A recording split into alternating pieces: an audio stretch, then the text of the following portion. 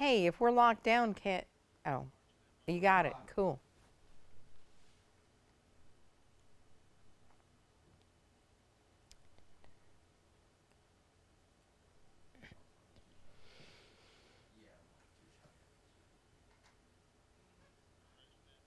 Stand by.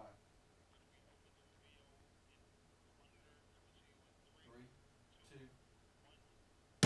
2. Live from the news team that's working for you, this is ABC 3340 News at 5.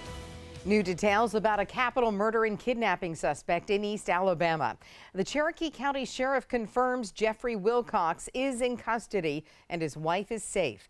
Sheriff Jeff Shaver says Wilcox killed his wife's parents Sunday and kidnapped her. We're told more information will be released later. We will bring you any updates on our ABC 3340 app. New at 5, 42 jobs are coming to the area. Voestalpine Automotive Body Parts Incorporated plans to invest $11.1 million. It will operate at an existing facility in Birmingham's Oxmoor Valley. The auto supplier is based in Austria. The city of Birmingham agreed to give the company a break on sales and property taxes. The incentive is valued at an estimated $960,000 over 10 years. Also new at 5, new talks of a smoking ban in the city of Pelham.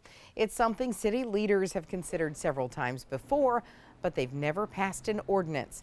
Councilman Maurice Mercer tells ABC 3340 people are coming to council meetings asking city leaders to consider a proposal once again. We're told the talks are preliminary.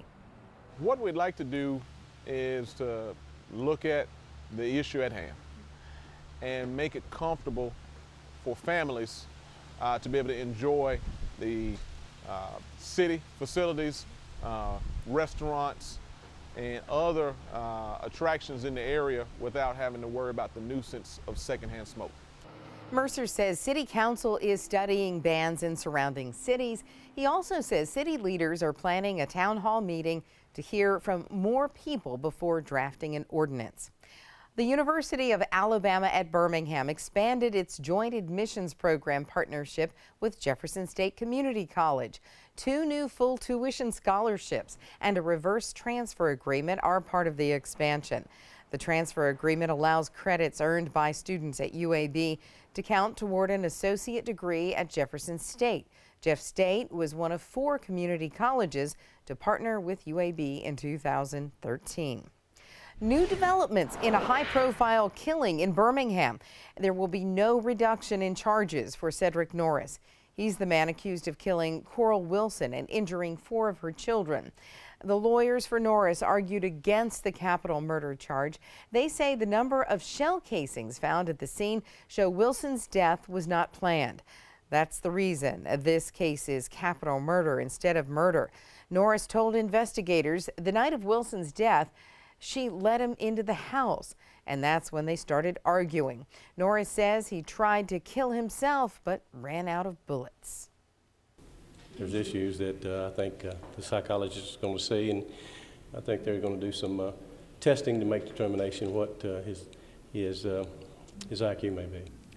Norris admits he was drinking the night Coral Wilson died, but when he was questioned by police, there was no test to see if he was under the influence of alcohol. ABC 3340 will continue to follow the Norris trial on the air and bring you new information as it comes into us. New this evening, an announcement is expected Thursday about the new site for the murder trial of Justin Ross Harris. Harris is accused of leaving his toddler son in a hot SUV to die in June 2014. Last month, the judge agreed to move the trial from Cobb County due to extensive publicity. The ruling came during jury selection. The Jefferson County Coroner's Office is looking for the family of a man struck by a vehicle more than a month ago. 79-year-old Oscar Davis died last week at UAB. He was hit May 30th on Pinson Valley Parkway in Tarrant. The coroner's office hasn't been able to locate family members, but believes Davis lived in the Tarrant area for an extended period of time. Give them a call if you have any information. And new information right now about a fatal wreck involving a motorcycle in Jefferson County. Richard Sanders is charged with criminally negligent homicide. Deputies say he was under the influence of alcohol when his van crashed into the motorcycle in the 1400 block of 4th Place Northwest in Center Point. Jason Woodson was trapped under the van. He died on the scene. Holman Prison is on lockdown for the second day while the Department of Corrections investigates a fight between inmates. 3 prisoners were involved in the altercation Monday afternoon. All were stabbed. Their injuries are not life-threatening. Part of the dorm was damaged when inmates set a fire. We're told the lockdown will be lifted once the investigation is complete. ABC 3340 has new details about an inmate's death at the St. Clair Correctional Facility. Brian Tyrell Smith was found by corrections officers Friday evening. He was pronounced dead a short time later. At this point, his death is being investigated as a suicide. Smith was serving a 30-year sentence for sodomy conviction. Well, in Northport, a time of prayer around the flagpole begins at 7, just after the City Council meeting. Mayor Bobby Herndon says the event will be focused on praying for the country, law enforcement officers, and first responders. The gathering is open to everyone. We'll have an update tonight on ABC 3340 News at 10.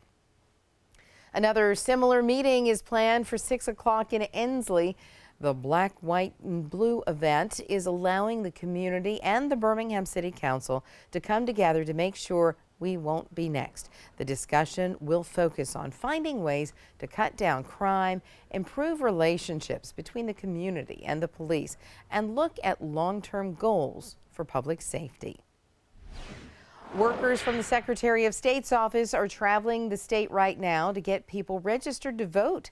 The next stop in our area is tomorrow. They'll be in Cherokee County at Center City Hall, and they're working to make sure people understand the new rules, which requires voters to have a photo voter ID in order to cast a ballot.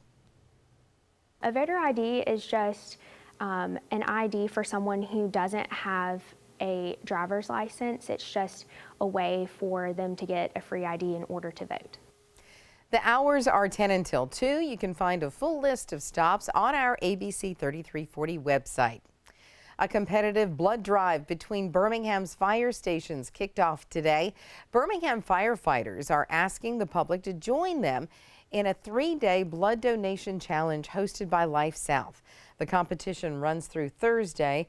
The hours are 9:30 to 2:30 each day at the Fitness Center near the 5 Points West Library in Ensley. The need is great for blood all around the world, and we just wanted to be not only make a difference in the community for us firefighting and saving lives, we want to save lives in a different kind of way by giving blood. Blood centers encourage you to donate in your area and help prevent summer shortages. Coming up on ABC 3340, a recall alert. Several frozen foods could be contaminated with listeria. The brands impacted and the dates you need to look for on the packaging. And a startling statistic about HIV as local ministers hosting a town hall discussion, how they plan to raise awareness.